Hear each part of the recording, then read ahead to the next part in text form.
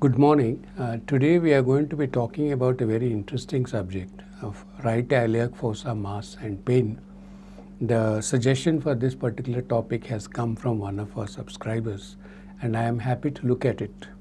It's not exactly a straightforward topic in the sense that you are not likely to find this particular topic as an entity in any of the textbooks of surgery.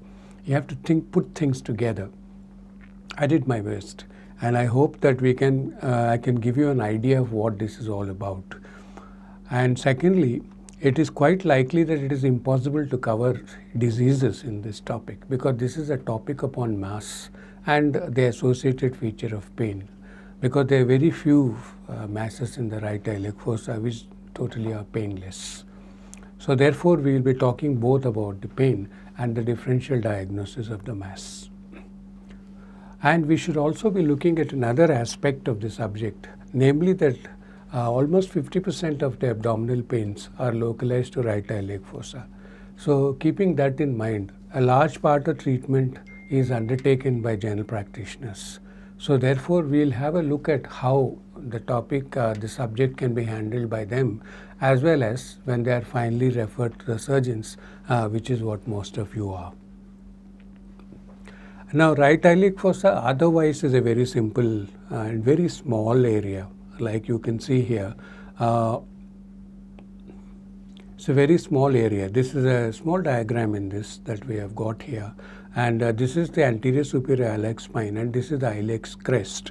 And just between the two, somewhere 4 to 5 centimeters from the anterior superior iliac spine, is the this area roughly is the area where we have got the tubercle of the iliac crest. So if you draw a line from there and you draw a line from the midpoint of the inguinal ligament, let us say it is somewhere here, then you draw that straight up, then you see how small the iliac fossa is. It's actually very small. So whenever we talk about sort of masses in the iliac fossa, think about it as a small area. Do not get confused with this area, which actually is a lumbar area. And so quite often when you are describing the masses in the iliac fossa, you should keep in mind and keep also looking out for the fact whether this particular mass is actually encroaching onto the lumbar area. So there should always be in your description, that should be a part of your description if it is encroaching. And what are the structures in this small area? If you look at it, boundaries I think are quite clear. Superiorly you have got this transtubercular plane, and medially you have got this midclavicular line, and laterally you have got the iliac fossa. It is a bone covered by iliacus, obviously. So what are the structures in this small area that we have got here? Well, obviously one is, we can continue drawing this, one is obviously the cecum and the IC junction there, along with the you can see the diagram here, along with the appendix, and then the mesentery, this is the terminal ileum, the vessels behind, and the structures in front on the abdominal wall, and the structures behind forming the posterior relationship of these structures. So therefore, whatever lesions that you will encounter are likely to be mostly from these organs. Although there are other organs which can encroach upon this particular area. Take for example, an unascended kidney, ectopic kidney can lie here, for example, or a very large renal mass, or sometimes even gallbladder can come down very low down into this area. I have given you some extreme examples. Although unascended kidney is not an extreme example, it has been seen quite frequently in this area. So like that, there can be other organs which can be there as visitors, you can call it. So these are the residents, and the other organs will be the visitors. There will be some. So the pathologies which go with them also can reflect in the iliac fossa. Just an explanation: appendix, cecum, mesoappendix, terminal ileum, retroperitoneal tissues. Yes, retroperitoneal tumors can also sometimes be present here.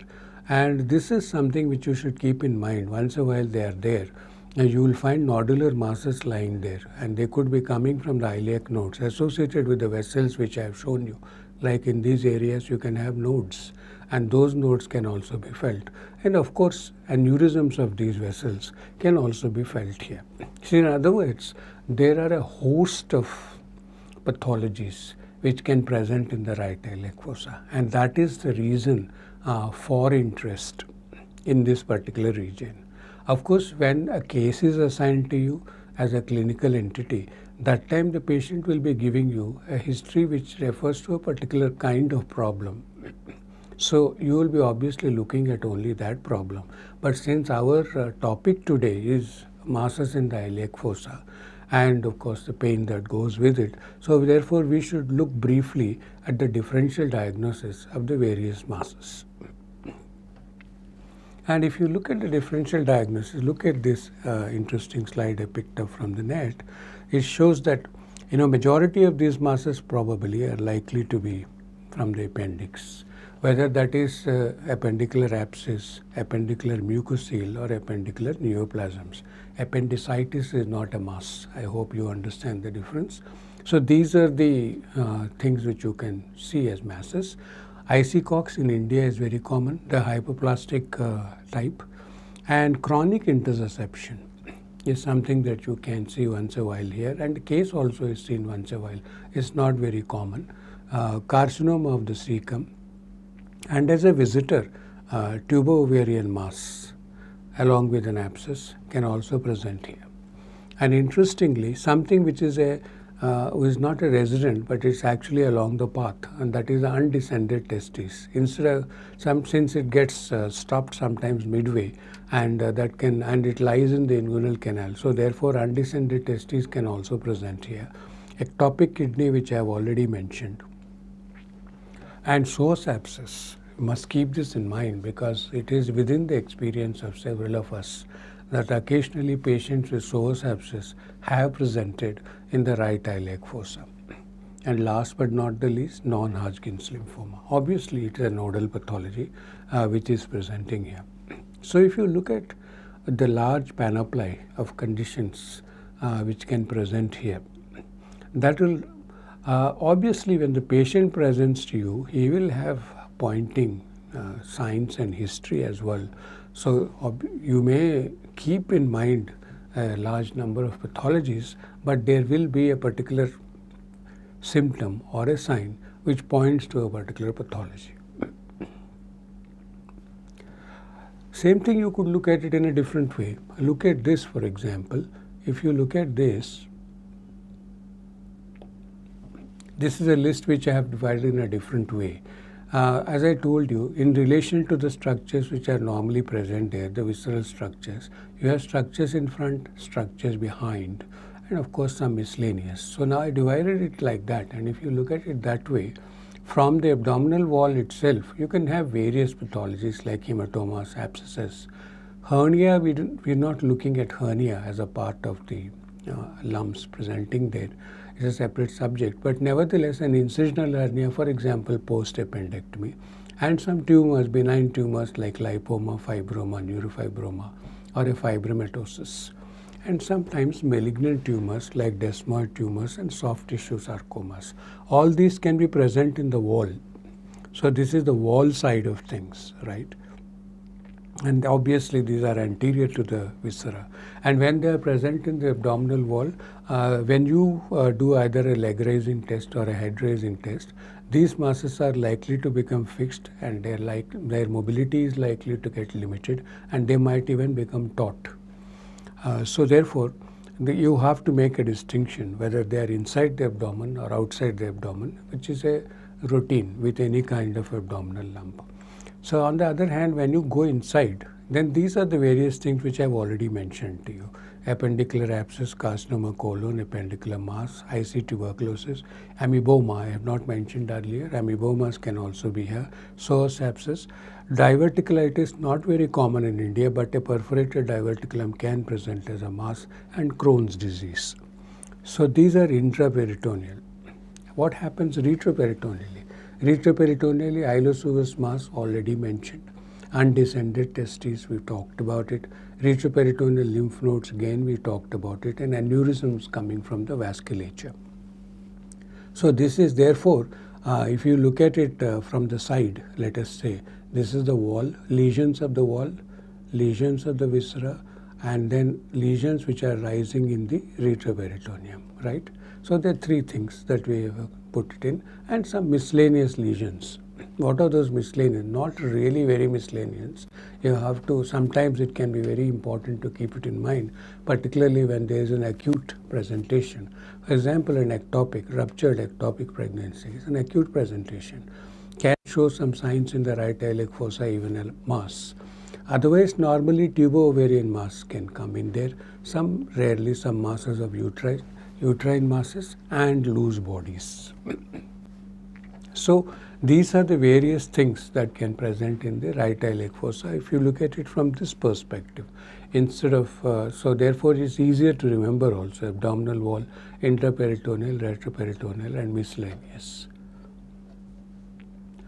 Now, we've seen a whole lot of pathologies in the past 2-3 slides, but when you actually do an analysis, I've found such papers. I've taken one. This is from International Journal of Surgery by a group called Reddy et al., and this is in June 2019.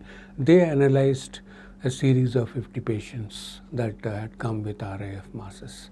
And what did they find? They find something interesting, that almost 46% of masses, that means around half, are actually related to the appendix, right? Appendicular masses. And about 20% of them is ileocecal cox. So look at the incidence, substantial incidence. Then appendicular abscess, 16%. If you actually, maybe you can even combine these two together. So appendicular abscess, 16%, and CA-cecum, 12%, and psoas abscess, 6%. I told you it's not uncommon, psoas abscess, seen in 6% of cases. And most of these are encountered in the third decade of life with a male predominance. So this should give you an idea as to, despite a long list, despite a long differential diagnosis, mostly what are the subjects which are likely to be dealing with. It might surprise you, CA-cecum. So I think here there is a slight issue with the paper, but nevertheless, this is what they found and they have put it up. So when you look at the list, there are not that many conditions that you really have to keep in mind. The other conditions come in, if in case they don't belong to this group. I have seen some other papers as well of a similar analysis. Roughly they fit into this pattern.